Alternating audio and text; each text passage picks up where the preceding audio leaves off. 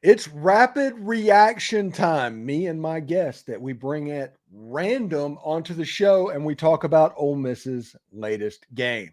Ole Miss played against Wake Forest and won 40-6. It was sloppy, but Ole Miss won the game. We're going to talk all about it. This is the Reaction Roundtable.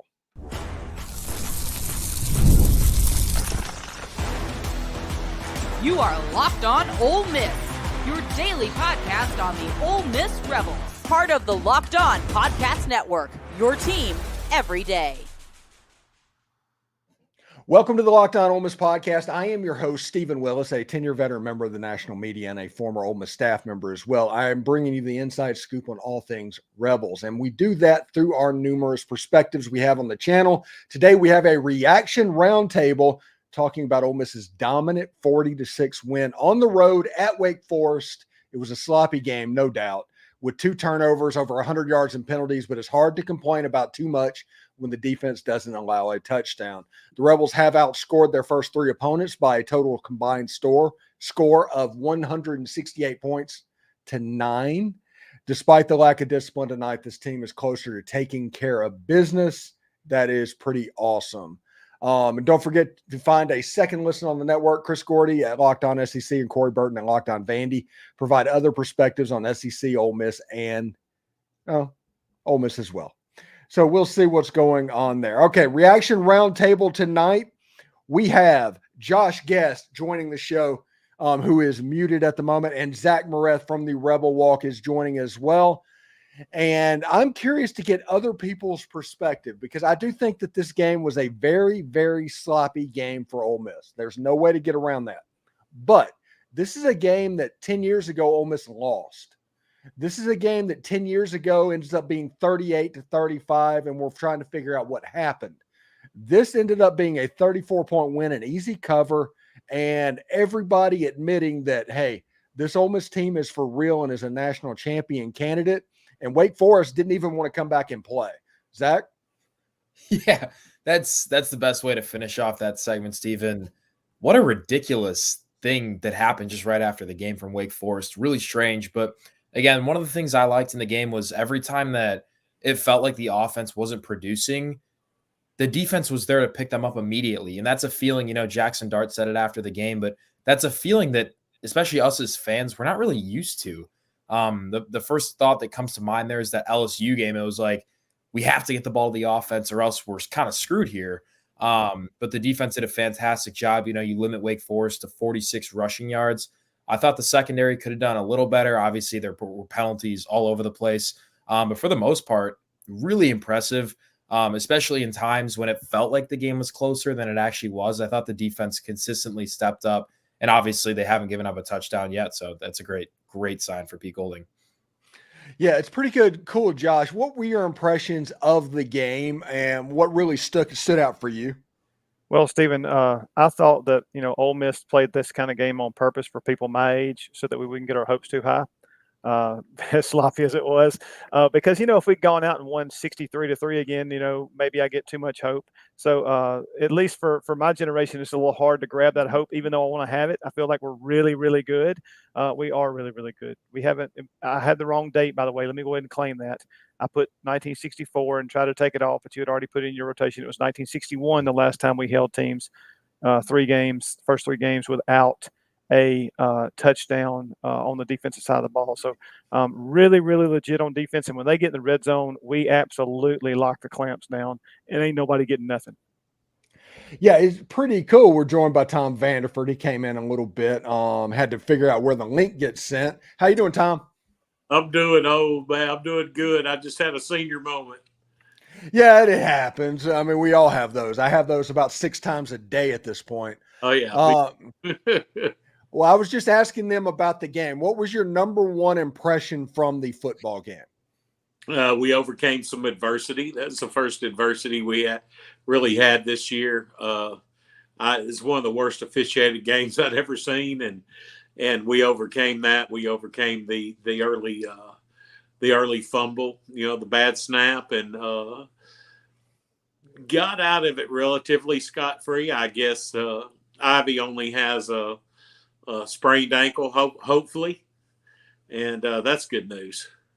Yeah, I think Jared Ivey's mom, Miss Tracy, put a post up on Twitter, a picture with Jared Ivey, and she said he was fine. I imagine he had a sprain and he's going to be down for a little bit. Yeah. Ole Miss doesn't need him against Georgia Southern. Let's just be real. I figure he needs to get ready for Kentucky and South Carolina. What do you think, agree. Zach? Yeah, 100%. It's not worth really risking an injury, like you said, against Georgia Southern, especially after what happened yesterday with the Kentucky game. That was pretty weird. I can't really decide if they're like a bad team or if they're kind of good. I mean, you play the number one team in the country with 1 point, but the week before you get rolled by South Carolina. So really confusing, but regardless, you got to keep J.I. and guys who are your premier starters as healthy as possible, especially heading into SEC play against Kentucky. Yeah, we're going through getting questions out of the chat. If you're in the chat and you have a question, go ahead and spit it out there and we'll talk about it. David Gibson from Pensacola, Florida. Did the defensive secondary play worse against Wake, or is that a continuation of secondary problems? I do not think this was a bust. I think that Ole Miss had a problem with referee decisions that have forced them to play a little bit less physical. And the best passing program that Ole Miss is going to face in the first 4 weeks is Wake Forest. Hank Bachmeier's a legit quarterback, and he still only completed like 54% of his passes. So I do not think the secondary is in a place where you need to worry about the secondary. I think they're going to be fine. Tom, in this game, Jackson Dart was an absolute machine, and he had I'm going to say a similar role that he had against Tulane a year ago, whenever he had that party of announcing himself. In this Wake Forest game, he did the tough guy thing, and he got everybody's attention. He cut himself on the nose, diving up on the ball. He ran over about 6 different Wake Forest linebackers, it seems like, to score a touchdown. I think Jackson Dart had his defining "this is my team" moment tonight. Oh, I completely agree. And his Heisman momentum is growing as well. But I do love the fact that he keeps saying that it's a team thing and that he may be the leader, but they're chasing a national title. Yes. This chat question from Amory, Mississippi, and Matthew Irvin. Josh had asked, what do you think about Matt Jones yesterday? He looked like he was coming out. He averaged 7 yards a carry. He had 50 yards rushing. It looked like he's getting comfortable in that backup running back role. It did, Steven, and I noticed it during the game as well. And he seemed to, in the way I wanted to phrase, he gained more traction. He wasn't, he kind of got bottled up against Middle Tennessee in that first half. But with those reps that he's gotten now, he's really starting to make something out of it. And I think a lot of that is him and his experience, but not only that, also the offensive line beginning to gel. And people have to remember, we still have guys out across the line. We're only going to get better. And I know this question was about Matt Jones, but how good has Henry Parrish been, and has he helped us forget about, not really forget about Quinshon? I don't want to say it that way, but get over the fact that we don't have Quinshon, because his speed on a couple of those touchdowns was unbelievable. And the way he just shot through the hole and saw it, the quickness, the shiftiness. You always talk about that type that Lane Kiffin and Charlie Weiss like, that go right and left, shift right and left, and he showed it. Matt Jones also, by the way, is the same. And so really, really fun to watch those guys work. But, yes, I thought Matt Jones kind of had a little bit of coming out, and I think he's starting to gain some traction. He's only going to get better from here with more reps. One thing that is really funny is the fact that Ole Miss could have ran the ball and forced the run against Furman. If they wanted to, they could have ran for 500 yards against Furman. I mean, that could have happened. And that means Henry Parrish would have had a 100-yard game in that game. If that would have just been a normal football game, Ole Miss would have the number 1 leading rusher, the number 1 leading receiver, and the number 1 leading passer in the Southeastern Conference right now, Zach. Yeah, going back to Parrish, I'm looking at it in the comments right now, but it says Parrish is better than Judkins. Parrish is definitely he's going to have more of an appeal to the NFL because he has that breakaway speed. I know Judkins is very agile, very shifty, but if you're recalling correctly, Judkins never really had many breakaway runs. And every time Parrish gets the ball, it feels like the second he sees a hole, it's boom, at least 10 to 15 yard gain. And then Matt Jones as well, you guys were talking about it, but really exciting stuff. When you have a guy like Ulysses Bentley who really isn't sniffing the field much, it's going to tell you that there's some competition in that room. So when you're constantly bringing the best out of each other throughout the week between Bentley, Matt Jones, and Henry Parrish, I think that run game, which was ultimately probably the biggest question mark heading into this season, is slowly starting to figure itself out. And it's a great time to do it, especially with SEC play coming up here in 2 weeks. Brian Wesley says, when was the last time we as Rebel fans were able to watch a game, shake our heads about the sloppy play on both sides of the ball, and still feel good about things? Not going to lie, it feels strange. Yeah, it really feels weird, doesn't it, Tom? Yeah. Yeah. I keep telling my Alabama friends that I kind of know what they went through when Saban was the coach. Even when you have a sloppy game, you win 40-6, and we were sloppy on both sides of the ball. And anybody that has watched Ole Miss for any period of time has had a baker's dozen heart attacks every game we played, even against lesser competition. So it's really nice to see everything finally come together and have a dominating team for some old dude like me. All right, so when we come back, we're going to move our attention a little bit to Georgia Southern. It's not going to be much. I mean, this is a team that has about 350 yards worth of total offense a game. There might be 2-1, but their defense is it's not good. So Ole Miss should be favored by this. Ole Miss is favored by 36.5 points going into this football game.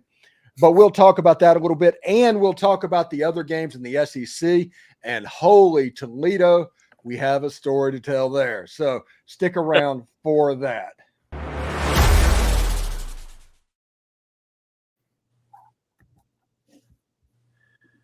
All right. Just want to let you know that the Roy app is now in the App Store or at joinroy.com just in time for this week's games. You're going to hear me talking about this game-changing app a lot over the next couple of weeks. Basically, it's the Fans Collective for NIL. You can donate directly to a player. Let's say Caden Lee catches 20 yards worth of pass, and it was a great catch, and you want to throw in $10, you can do that. And the best part is if Caden Lee at the end of the year decides to transfer out, you get that money back. It's a pretty good thing. So we're going to talk about that a good bit as well. I do want to let you know, passion, drive, and patience. The formula for winning championships is also the way to keep your ride or die alive. eBay Motors has everything you need to maintain your vehicle and level it up to peak performance.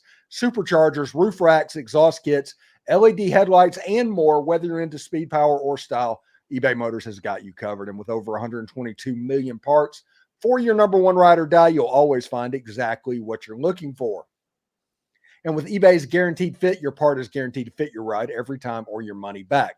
Because with eBay Motors, you're burning rubber, not cash. With all the parts you need at the prices you want, it's easy to make your car the MVP and bring home some huge wins.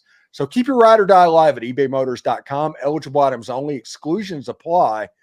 eBay's Guaranteed Fit is only available to U.S. customers. All right. And if you're hiring for your small business, you want to make sure you're finding the right people for the job, professionals who can kind of take your business to the next level. That's why I'm excited to share how LinkedIn Jobs can help you find those qualified candidates faster. The best part, it's free. I've personally used LinkedIn Jobs when looking to fill roles, and I can tell you it makes all the difference in the world. The platform helps you reach people you might not find on other job boards. Simple as that. You know, sometimes those best candidates aren't actively searching for their jobs, but they're open for the right opportunity. That's where LinkedIn really shines. It's amazing how easy it is to post a job, and within 24 hours, you're likely to get a qualified candidate. In fact, 86% of small businesses on LinkedIn get a solid candidate within just a day. That is absolutely huge because over 70% of the LinkedIn members do not even visit other major job sites. So if you're looking to hire like a professional, use linkedin.com/lockedoncollege to post your job for free. That's linkedin.com/lockedoncollege to post your job for free. Terms and conditions apply.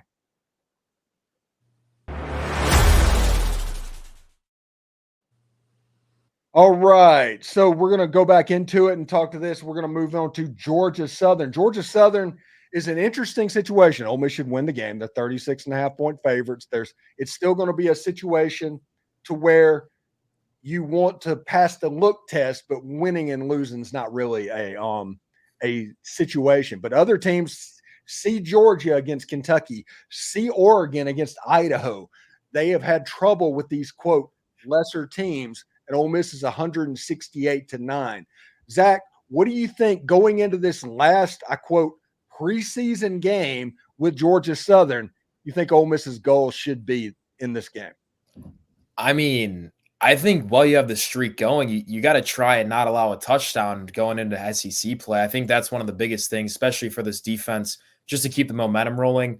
Georgia Southern they're a 2-1 team. They haven't played the best competition. The best game they played was against Boise State. They only lost by 11. Yeah, as we know, Boise State played a close game with Oregon, but then, they play close with a bad Nevada team. They played a really bad South Carolina State team. They haven't seen the best of competition. So I fully expect Ole Miss to completely roll them and potentially cover that massive spread. But also one of the main things for me is just to stay healthy. I mean, we saw Jared Ivey go down. We saw quite a few defensive players go down. Not really, but whatever. But just, maintain health and let's get to 4-0 and let's not allow a touchdown headed into Kentucky. Listen, Ole Miss has done the kinder, gentler spring practice and fall camp. One of these games where you had to play a whole game, which they did for 3.5 quarters, it was going to be taxing on them. They were going to have problems. That comes with the territory of the kinder, gentler spring practice and fall camp. So that is very interesting to me. Paul Whitaker says he's from New Albany, Mississippi. As soon as the announcers mentioned Dart throwing X number of passes without an interception, he threw one the very next play. I've seen it my whole life. It drives me crazy. Yes, this was the biggest example, Josh, of the curse of the commentator probably ever. Steven, it was, and there wasn't much that I agreed with them all night on. But one of the things was, and this goes back to what you asked Zach about, was what we've looked like against lesser competition. And they mentioned the fact that there are many top teams across the country who have faced lesser competition and haven't looked as good as Ole Miss has, and that Ole Miss has gotten it done. So of all the things they said during the broadcast, that was about the only same thing throughout. And then how dare you talk? It's like talking about a no-hitter as if you're commentating. So and look, I would expect a lot of the wrong names being called and stuff. That was frustrating to see. I would expect that on Friday nights when I'm calling the Lafayette High School football game, not when they're doing that on the CW for a major college football game. So, apologies to anybody listening. I've called your son's name wrong. My apologies. Yeah, it kind of happens. But they kept saying, hey, we haven't called Matt Jones' name all night. It's like, that's his 6th carry. I mean, come on. I mean, Tom Brenneman, hey, I've heard your name before. I know you're a professional at doing this. This isn't like nobody. Go ahead, Tom. Oh, I was just saying they weren't lying. They kept calling him Henry Parrish. Mm-hmm. It's like, hey, look at that Henry Parrish. And it's like, dude, that's Jones. That's 0. Mm-hmm. But God bless them. They tried. But not really. Although I really did like their graphics. I did think the CW's graphics package looked really good. As you can look around at this screen and tell that I'm a little bit of a graphics nerd. But I do think that it looked good, but there was a major JP feel, Zach. Yeah, I thought I transported back in time and was watching JP. Or maybe this is the love child of JP, but it was interesting. I did like that ref cam though. That was kind of neat. Yeah, that was weird. And here we go, Zach. Here's a good question for you. How long do you think Billy Napier will last? Because my bet is about 10 a.m. tomorrow. Correct. He's in tomorrow. There's no doubt. I don't know if you guys saw, but there was like a board of trustees meeting at University of Florida this morning. So I think they're going to take it public tomorrow. I really hope Lane handles this a little better than he has in the past with these situations. Cause like you have the opportunity to do something really special this season and it could go down the drain if Lane even flirts with this job. So and it's not worth it. Florida is in a terrible position. Someone mentioned it in the chat, but like Ole Miss, Lane has built this place up and it's the place to be right now. Listen, this is my thought. People have asked my thoughts on this Florida job. This is my thought. Ole Miss is a better job right now than Florida. There's been 3 or 4 coaches in a row that's been 3 and done at Florida. Florida's in the midst of having 3 straight losing seasons. They are also have a reputation of not being able to pay their NIL bills. They're being sued for that at the moment. This is not a situation that somebody that is on top of the world making $10 million a year wants to walk away from. So for Lane Kiffin to end up at Florida, it's going to take $15 million a year guaranteed for like 8 years. That is the path to getting Lane Kiffin. If you offer anything comparable, there's no way, absolutely no way he is going to take your job. Seriously.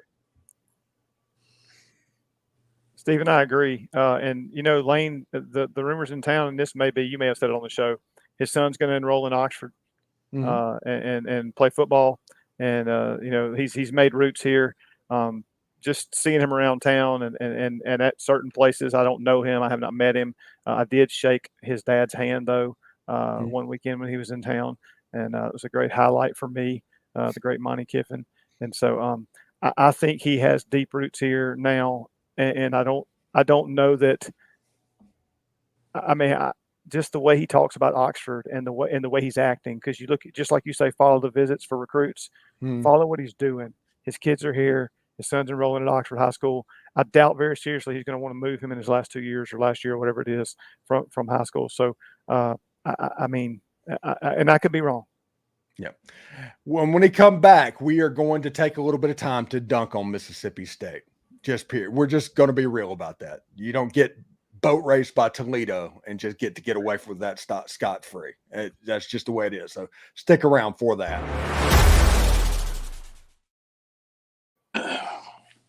All right. Let's talk a little bit about Factor meals. You're looking for an easy way to stay on top of your health and wellness goals. Factor is here to help with Factor's no prep, no mess meals. You can fuel your body with chef-crafted, dietitian-approved dishes that fit your lifestyle. Whether you're aiming for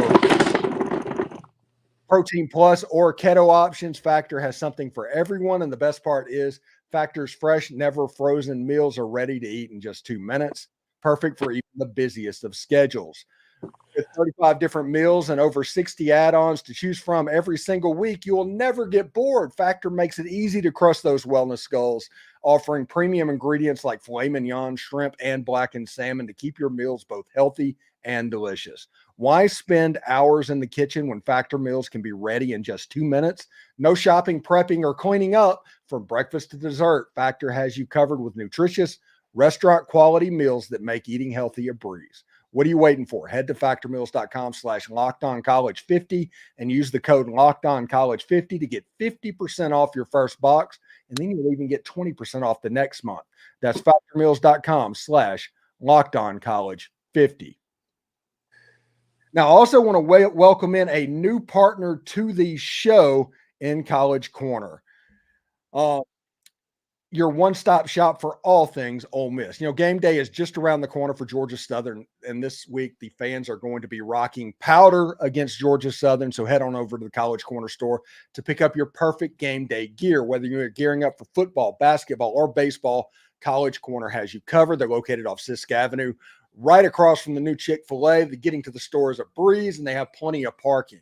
And for those of you out of state, no worries. Visit collegecornerstore.com, where they turn around orders lightning fast. Listen, I'm not just trying to pitch you on this. College Corner is where I get all of my Rebel gear. So visit collegecornerstore.com or stop by College Corner today. So here we go. Now, I am wearing my Toledo Mud Hens hat because I do not have a Toledo Rockets hat. Brandon Olson from Locked On Gators, coincidentally, is a huge Toledo Rocket as well. So we've been clowning on Mississippi State for the better part of the last 24 hours. It's been really funny stuff. And our whole thing is, if you're doing power rankings, Zach, if you're doing power rankings for the SEC, you can rank those teams however you want, and I do not care as long as you put Mississippi State at 16. There's no question. I couldn't really believe what I was watching. I checked the score after the first. I was like, all right, 7-0, maybe they're off to a rocky start. And then in the blink of an eye, it's 28-3 at halftime. I'm like, what the hell is going on in Starkville? And then for me, it's just, I go on Twitter and I just laugh for the rest of the night. It's just comical stuff coming out of the state Twitter. If you guys haven't checked it out, I strongly recommend. But you nailed it, Steven. They are by far the worst team in the SEC. Yes. Roland Morris says, I hope we beat State worse than 2008. That 2008 game, I'm going to be honest with y'all, especially Tom. I felt sorry for Tyson Lee and Wesley Carroll in those games because I genuinely thought they were going to get hurt with what Ole Miss's defensive line was doing. And I'm almost a little bit concerned about what could be happening whenever they come to Oxford. Oh, I'm definitely concerned for their quarterback for sure, for Shapen.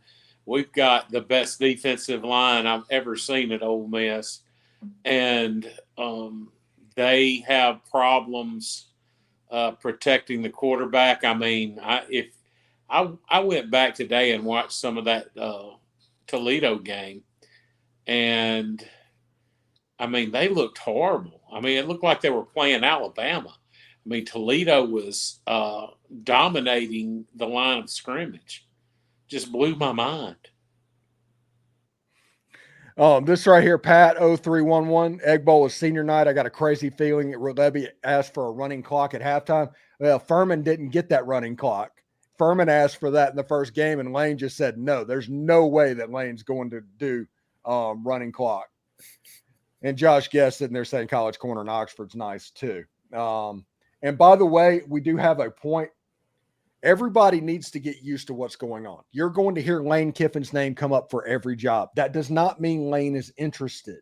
That means that they want Lane. Florida wants Lane because everybody is going to want Lane. He is potentially a top 10 quarterback or top 10 coach in the entire country. Everybody wants him, especially since he has the University of Mississippi, Ole Miss in line to make the playoffs and a potential national championship coach. Everybody is going to want this guy. So go ahead and set your mind right about hearing his name even more than usual, but Lane's not going anywhere. You know, I and you guys may have seen it too, but I've seen photos on social media of Chris Kiffin's kids walking through a fresh built house. Just the studs are up and the floors. So I don't know if that's Chris Kiffin's house or if that's Lane, you know, whatever. But I think the family loves Oxford.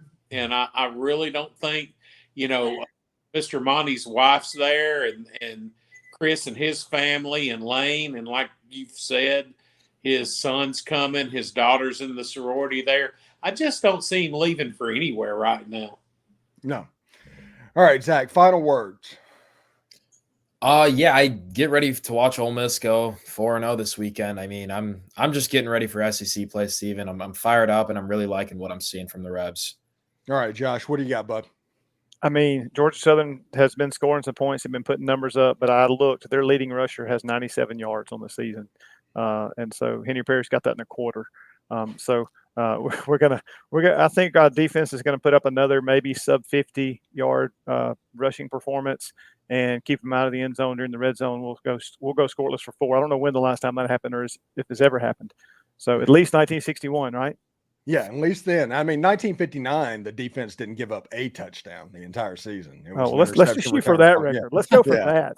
Yeah. So it's at least then, honestly. Tom, what do you got, bud? Man, I just want us to get out of this game injury-free.